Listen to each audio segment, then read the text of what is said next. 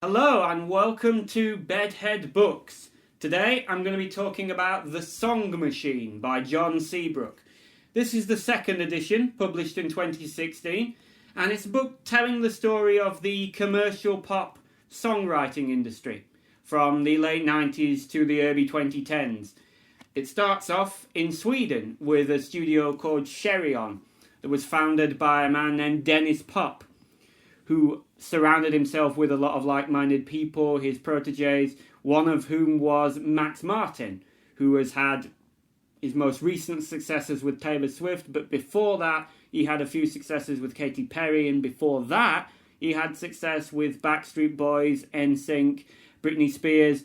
So this is quite a long-lasting and influential studio, and Dennis Pop had his first commercial hit with his recording of Ace of Base with All That She Wants. And the story of how he came to record it is kind of almost the stuff of fiction, but he was given a demo tape, he put the demo tape in his car stereo, and it got stuck. Rather like the episode of How I Met Your Mother when Ted and Marshall get the Proclaimers stuck on a loop. He got it stuck in his car stereo and he couldn't get it out, and he became accustomed to it. And so eventually he said, you know what? I am going to produce this and I'm going to make it a hit. And he did. So you can't really argue with that. So it follows on, as I say, it goes to Britney Spears, Backstreet Boys and NSYNC.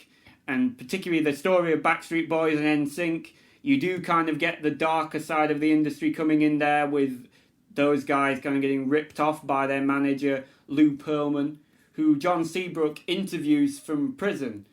And he makes sure that you know that he's interviewing him from prison. Every time he brings up a quote from Lou Pearlman, he says, speaking from prison, Lou Pearlman says this, as if to say, look at this scumbag, look what he did. You know, he ripped people off and committed tax fraud and got what he deserved. And so one thing that the book acknowledges fairly early on, which it brings back later when it starts talking about Britney, is the fact that the studios where these songs were written were in Sweden, meant that there was less concern about writing something that was too wordy or too poetic, and they were more concerned about the melody and the rhythm. And because of this, they would come up with turns of phrase that your average American songwriter or English songwriter wouldn't come up with, like Hit Me Baby One More Time, which may, in some other people's hands, have meant sadomasochism or domestic violence. What they were going for was actually just hit me up, let me know. And it was their attempt to try and encroach on the sort of, maybe encroach is the wrong word, but incorporate the American slang and parlance at the time. And Seabrook makes the point quite clearly that you don't have to write lyrics that are too poetic and too profound, you know, unless it's Bob Dylan or Leonard Cohen. Really, all the lyrics of a song need to tell you is how to feel while you're listening to it. And certainly, you know, in a lot of dance and EDM music, some of which is mainly instrumental anyway, and you don't even need the lyrics, there's definitely a singular mood being conveyed there by just a few words and a few short lyrical phrases. And as I say, the emphasis is on the melody, because that's what's going to get in people's heads. And so from Cheiron, he moves to talking about Clive Davis and Kelly Clarkson and the little bit of a tussle they had over songs, including Since You've Been Gone, which was co-written and produced by Max Martin. And throughout her career, she wanted to do more of her original stuff, and Clive Davis was a little bit skeptical of it. He'd rather have songwriters.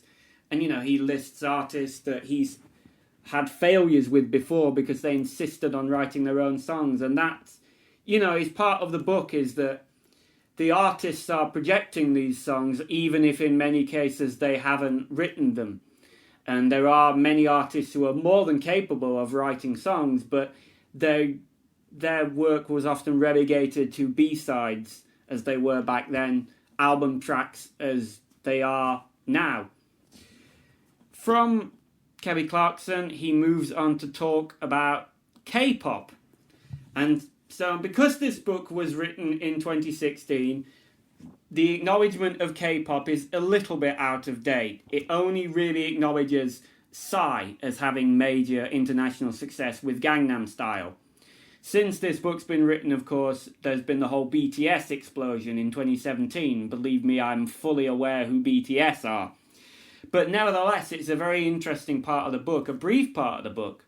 But he talks about the sheer size and scale of the South Korean industry and how the groups have like 9 members. Sometimes the groups divide into 2 and perform in different regions under the same name.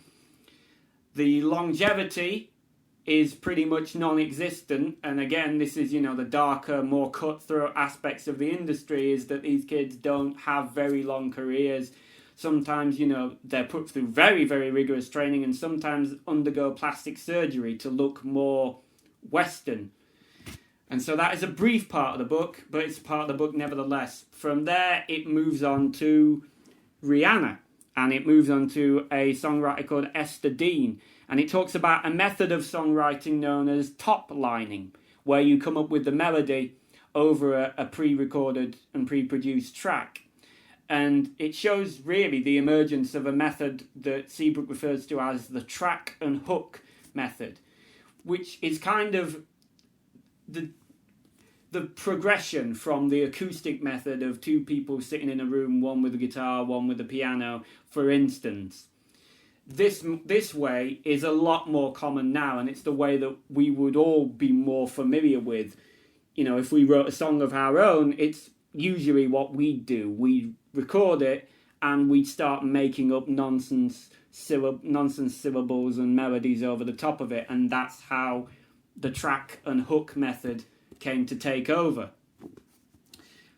What I do like about this book in particular is that Seabrook is really able to go in depth to the backgrounds of these songwriters. So when he talks about Dr. Luke, he talks about how Dr. Luke was brought up around jazz music.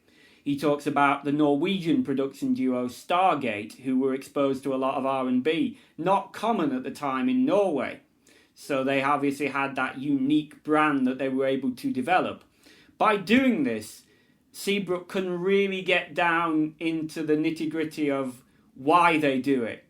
These songs, Hit Me Baby One More Time, or Baby One More Time as it's actually called, Umbrella by Rihanna, Teenage Dream by Katy Perry, they're massive songs and they made a lot of money, but you do feel that the motivation is not just financial, that these people do love music and they're trying to make the best quality pop music they can because they want to have that rather instantaneous connection with people. Music is about connecting with people. And pop, is seen as a dirty word, and it sometimes gets described as bubblegum, confectionery, something that will satisfy your hunger in the short term but not in the long term. But it does still connect with people nevertheless, and that's how these songwriters work. And it's how they connect with people. Sometimes, as the book again acknowledges, within the first 7 seconds of hearing a piece of music.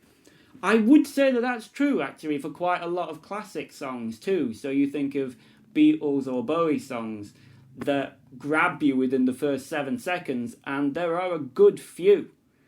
So, really, what I'm saying is you shouldn't look down on pop music, ever, because John Seabrook didn't, and for this, I'm going to give The Song Machine a 10 out of 10. Thank you very much for watching, and remember, don't judge this book by its cover. All that she wants is another baby. She's gone tomorrow, and all that she wants is another baby. All that she wants is another baby. She's gone tomorrow, and all that she wants is another baby, yeah.